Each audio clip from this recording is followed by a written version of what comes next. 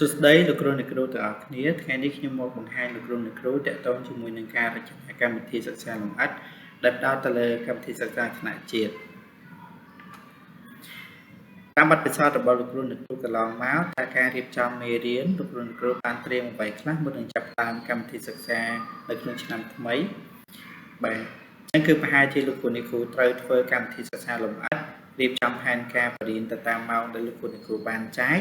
និងគិតទៅដល់សម្ភារៈឧបទេសនិងឯកសារគាំទ្រ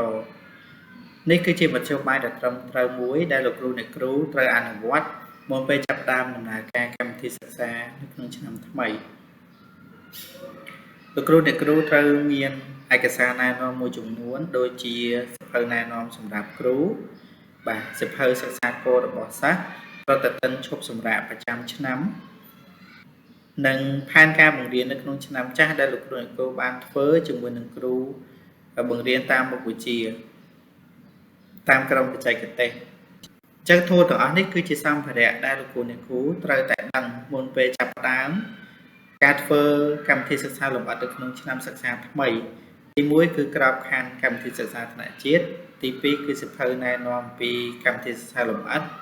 ទី3គឺប្រតិទិនឈប់សម្រាកប្រចាំឆ្នាំទី4គឺសៀវភៅសិក្សាគោលនិងទី5គឺតកតងជាមួយនឹងសៀវភៅណែនាំគ្រូនិងឯកសារគាំទ្រផ្សេងៗដែលលោកគ្រូអ្នកគ្រូនឹងត្រូវប្រើនៅក្នុងការបង្រៀនជារៀងរាល់ពេលដែលចាប់ផ្ដើមកម្មវិធីសិក្សាថ្មីនៅចុងឆ្នាំសិក្សាចាស់គឺលោកគ្រូអ្នកគ្រូត្រូវតែទទួលបានព័ត៌មានដោយតែណែនាំខាងលើមិញដើម្បី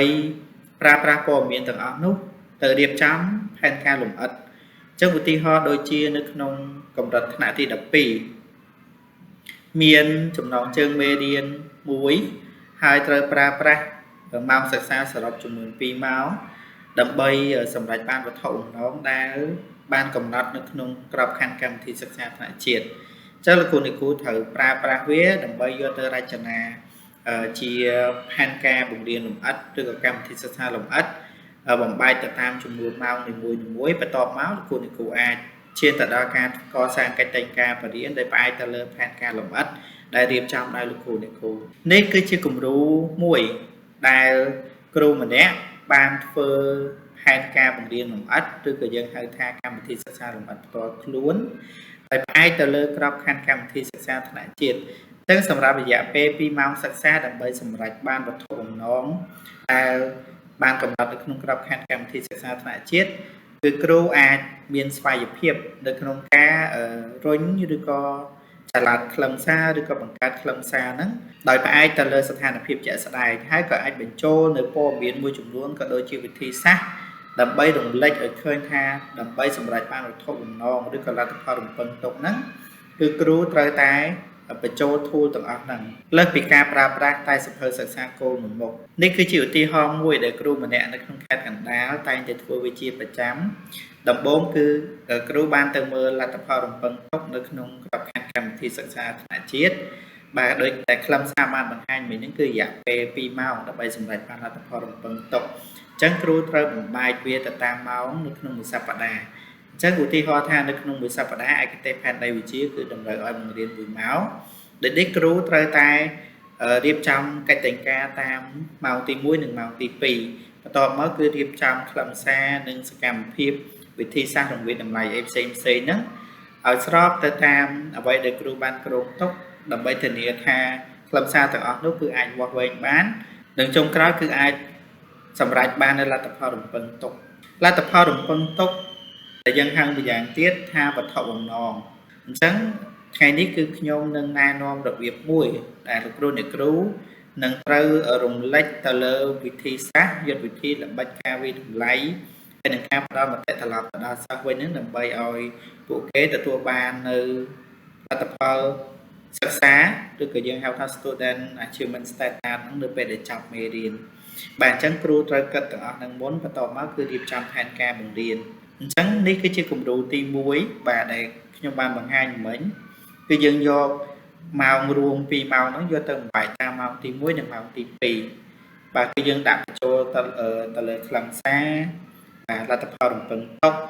យុទ្ធវិធីឬក៏វិធីសាស្ត្រមធ្យោបាយនៅក្នុងការវិតម្លៃនិងមានឯកសារគាំទ្របន្ថែមពីលើស សិក្សាគោលហើយនឹងចំនួនម៉ោងដែលត្រូវបង្រៀនបន្ទាប់មកទៀតគឺលោកគ្រូអាចរំលេចទៅដល់មុខវិជ្ជាដែលពាក់ព័ន្ធព្រោះនៅក្នុងការអប់រំ Web STEM គឺយើងលើកទឹកចិត្តឲ្យលោកគ្រូរួមបញ្ចូលនៅមុខវិជ្ជាពាក់ព័ន្ធនៅក្នុង STEM ហ្នឹងអញ្ចឹងនៅក្នុងមុខវិជ្ជាដែលខ្ញុំបានបង្ហាញនេះគឺផែនដីនេះគឺយើងមានអន្តរមុខវិជ្ជាដូចជារូបវិទ្យាបាទសិល្បៈហើយនិងព័ត៌មានវិទ្យាបន្តមកទៀតនៅម៉ោងទី2លោកគ្រូត្រូវបញ្ចូលខ្លឹមសារបន្ថែមទៀត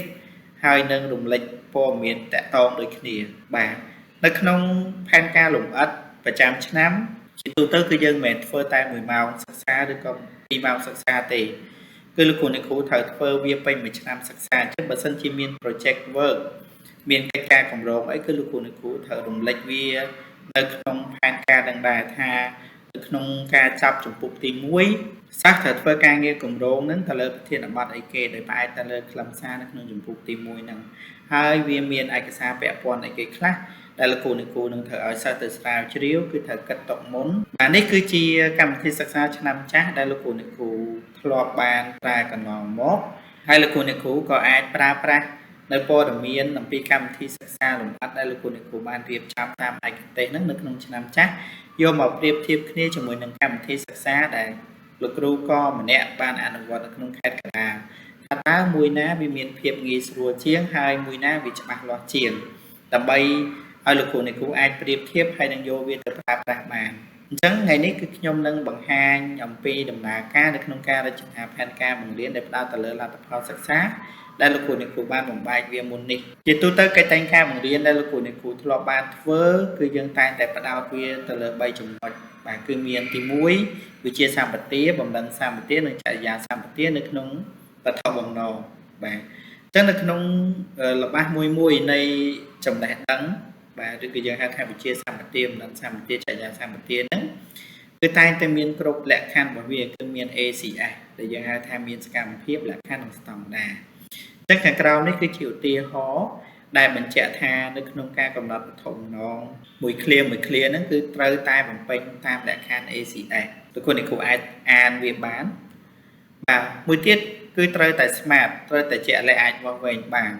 មានមធ្យោបាយមួយទៀតនៅក្នុងការសរសេរវត្ថុបំណងតែមួយឃ្លាដោយសារតែយើងយល់ថានៅក្នុងលទ្ធផលរំពឹងទុកមេរៀនខ្លះគឺយើងមិនអាចសម្រេចបាននៅចរិយាសម្បទាទេគឺអាចសម្រេចបានត្រឹមតែ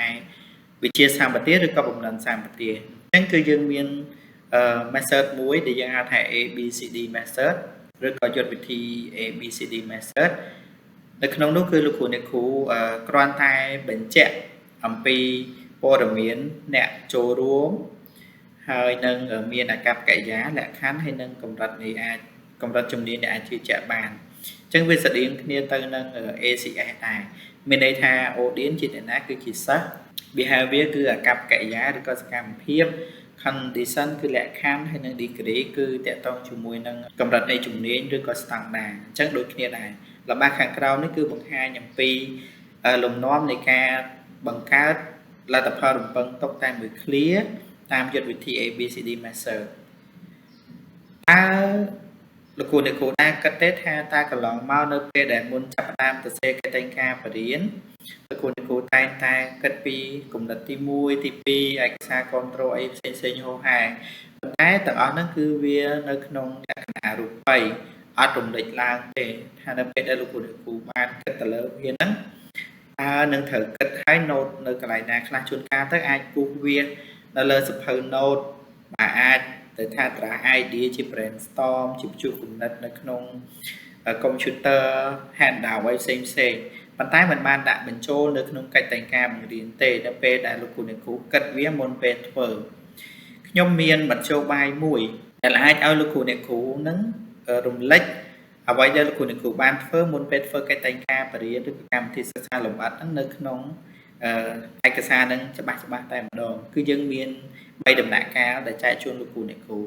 ដំណាក់កាលទី1គឺយើងកំណត់វត្ថុបំណងឬក៏លទ្ធផលរំពឹងទុកដែលយើងនឹងត្រូវធ្វើទី2តើ tool វាឬក៏ឯកសារដែលត្រូវ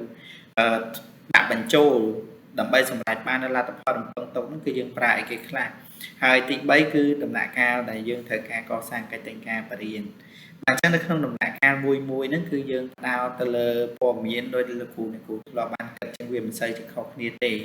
មុនចាប់ផ្ដើមដំណើរការកម្មវិធីសិក្សាឬក៏ដំណើរការមេរៀនថ្មី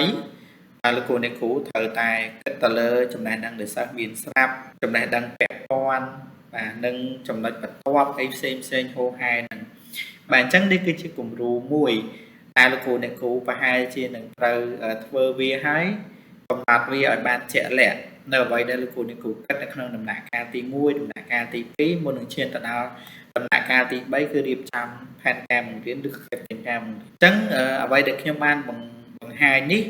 គឺចង់លើកទឹកចិត្តឲ្យលោកគ្រូអ្នកគ្រូសាកល្បងប្រើប្រាស់នៅទម្រង់កិច្ចតែងការបង្រៀនបែបមួយនេះបាទអញ្ចឹងគឺទម្រង់កិច្ចតែងការដែលលោកគ្រូអ្នកគ្រូបានប្រើកន្លងមកហ្នឹងគឺវាមិនអាក្រក់ទេគាត់ថានេះគឺជាឯកសារបន្ថែមបើសិនជាលោកគ្រូអ្នកគ្រូយល់ថាវាអាចងាយស្រួលនៅក្នុងការប្រើប្រាស់គឺលើកទឹកចិត្តឲ្យលោកគ្រូអ្នកគ្រូមានភាពច្នៃប្រឌិតនៅក្នុងការប្រើគំរូកិច្ចតែងការបែបផ្សេងបាទបន្ថែមទៅលើចំណេះដឹងដែលលោកគ្រូអ្នកគ្រូធ្លាប់បានប្រើប្រាស់វាកន្លងមកហើយវាប្រហែលជាមានភាពងាយស្រួលដើម្បីឲ្យលោកគ្រូអ្នកគ្រូបញ្ចូលសម្ភារៈឧបទេសបន្ថែមទៅលើអ្វីដែលលោកគ្រូអ្នកគ្រូមានស្រាប់ពីមុនមកអញ្ចឹងឧទាហរណ៍ដូចជាមេរៀននឹងដែលនៅក្នុងសកម្មភាពនិងវិធីសាស្ត្រគឺលោកគ្រូអ្នកគ្រូបានរំលេចវាឡើងច្បាស់នៅពេលដែលយើងដឹងអំពីវិធីសាស្ត្រក៏យើងអាចដឹងអំពីតម្រូវការនៃការវិតម្លៃពួកវិតម្លៃវាមានច្រើនប្រភេទតើលោកគ្រូអ្នកគ្រូនឹងប្រើប្រាស់វិតម្លៃបែបណាដើម្បីវាស់វែងទៅលើលទ្ធផលរំពឹងទុកនៅពេលដែលលោកគ្រូអ្នកគ្រូបង្រៀនចប់ហើយនៅក្នុងយុទ្ធវិធីមួយដែលលោកគ្រូអ្នកគ្រូប្រើហ្នឹងវាអាចសមស្របទៅជាមួយនឹងស្ថានភាពសិស្សជាក់ស្ដែងនៅក្នុងសាលារបស់លោកគ្រូអ្នកគ្រូទៀតសោះឯកសារគាំទ្រនៅក្នុងកិច្ចតែងការបរិញ្ញាហ្នឹងវាអាស្រ័យទៅលើស្ថានភាពថ្នាក់រៀនបើសិនជាលោកគ្រូអ្នកគ្រូអាចបញ្ចូលបច្ចេកវិទ្យាឬក៏ការអប់រំបែប digital បាននៅអំឡុងពេលនោះដែរកាន់តែល្អប្រសើរឬក៏លក្ខខណ្ឌថ្នាក់រៀនយើងមិនអាចទេលោកគ្រូអ្នកគ្រូអាចប្រើប្រាស់ជា hard print ជាឯកសារ print នៅខាងក្រៅឬក៏រូបភាពឬក៏ការសិក្សានៅក្នុងបណ្ណាល័យឬក៏បន្ទប់ lab ឯហ្នឹងគឺផ្លាស់ប្ដូរពីរៀននៅក្នុងថ្នាក់យើងជាក់ស្ដែងទៅរៀននៅខាងក្រៅថ្នាក់វិញវាជាគោលគំនិតមួយដែលអាចឲ្យលោកគ្រូអ្នកគ្រូបើរៀបចំពីលំហសកម្មភាពនៅក្នុងការអនុវត្តកិច្ចតែងការបរិញ្ញានឹងបានមុនហើយវាច្បាស់ហើយជាក់លាក់នេះគឺជាកិច្ចគំរូកិច្ចតែងការមួយដែលត្រូវបានគ្រូបង្រៀនធ្វើឡើងនៅក្នុងលំនាំទាំង3ដំណាក់កាលបាញ់មិញចឹងតាមដំណាក់កាលនីមួយគឺអាចអនុញ្ញាតឲ្យគ្រូរៀបចំសកម្មភាពខ្លឹមសារបង្រៀននឹងគឺបានជាក់លាក់ជាងមុនទៅលើដំណាក់កាលទី1ទី2ទី3រហូតដល់ការវិតម្លៃចុងក្រោយគឺគ្រូបានរៀបចំវាជាក់លាក់ដើម្បីធានាថាលទ្ធផលសិក្សានេះគឺត្រូវអាចបោះវែងបានបើសិនជាលោកគ្រូអ្នកគ្រូមានឯកសារពាក់ព័ន្ធអីផ្សេងទៀតដូចជាបានសំណួរសាលកិច្ចការពិភាក្សាក្រុមឬក៏ផែនការគម្រោងឬក៏អីដែលត្រូវឲ្យសិស្សធ្វើសូមលោកគ្រូអ្នកគ្រូ print handout នឹងចេញនៅខាងក្រៅយ៉ាងម៉េចដែរលោកគ្រូអ្នកគ្រូបន្ទាប់ពីស្វែងយល់តាមរយៈបទបង្ហាញនេះតើលោកគ្រូអ្នកគ្រូយល់ថាការរៀបចំផែនការរបស់លោកគ្រូអ្នកគ្រូដែលធ្លាប់ធ្វើកន្លងមកនឹងការបង្ហាញមួយនេះតាមមួយណាច្បាស់លាស់ជាងអញ្ចឹងអ្វីដែលខ្ញុំបានបង្ហាញនៅថ្ងៃនេះគឺយើងហៅថាការរចនាផែនការបង្រៀនដែលផ្ដោតទៅលើលទ្ធផលសិក្សាឬ backward design model ដែលលោកគ្រូអ្នកគ្រូអាចគិតពីលទ្ធផលរំពឹងទុកជាមុនបន្ទាប់មកគឺយើងរៀបចំជាផែនការសកម្មភាពបង្រៀនបន្ទាប់មកទៀតគឺលោកគ្រូអ្នកគ្រូនឹងយកវាទៅ apply នៅក្នុងផែនការបង្រៀនប្រចាំថ្ងៃឬក៏កិច្ចតែងការនឹងចឹងសូមអរគុណច្រើនចំពោះវត្តមានលោកគ្រូអ្នកគ្រូដែលចូលរួមស្ដាប់ដោយយកចិត្តទុកដាក់ចំពោះសំណួរផ្សេងលោកគ្រូអ្នកគ្រូអាចទំនាក់ទំនងមកក្រុមការងារដើម្បីសាកសួរបន្ថែម